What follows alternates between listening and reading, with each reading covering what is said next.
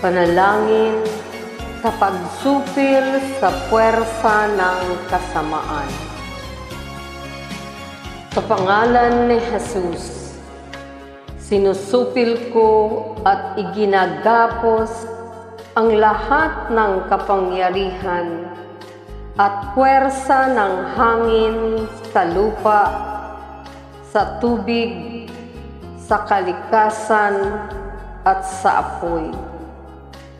Ikaw ang Panginoon ng buong sangtinakpan at niluluwalhati kita dahil sa iyong mga likha.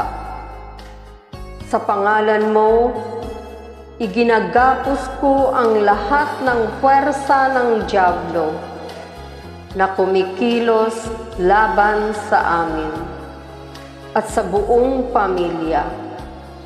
At tinatatakan ko kaming lahat ng pagsasasanggalang ng iyong mahal na dugo na ibinuhos mo para sa amin sa krus.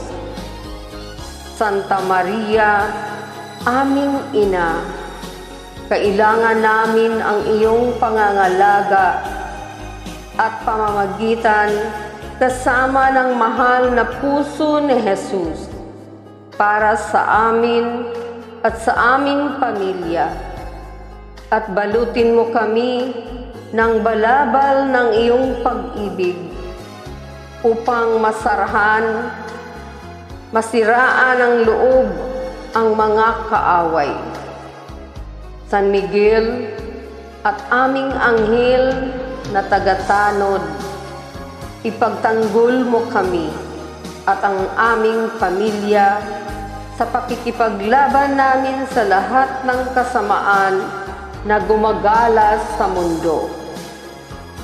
Sa pangalan ni Jesus, iginagapos at inuutusan ko ang lahat ng kapangyarihan at puwersa ng kasamaan na lumayo ngayon din sa amin, sa aming tahanan, sa aming mga pagawaan at mga bayan, at pinasasalamatan ka namin, O Panginoong Jesus, sapagkat isa kang Diyos na tapat at mapagmahal.